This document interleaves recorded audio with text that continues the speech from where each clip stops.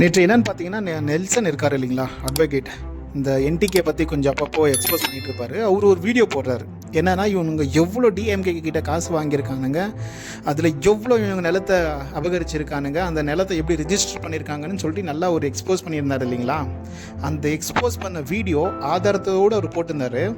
அதுக்கு இவனுங்க பண்ணியிருக்கிற அந்த காரியம் என்னன்னு கொஞ்சம் வீடியோவை போடுறேன், அதை பாருங்களேன். வாங்கி சாப்பிட்டவங்க இந்த பொருள்னால என்ன விளைவுகள் வந்துச்சு அதை ப்ரூவ் பண்ணணும். எவனாவது வாய்க்கு வந்து பேசுனதெல்லாம் நான் ஆதாரம் எடுக்க முடியாது.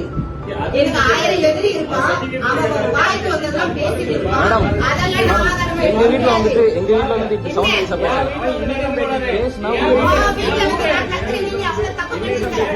எங்க வீட்டுல வந்து என்ன பேசுறாங்க உட்காருங்க.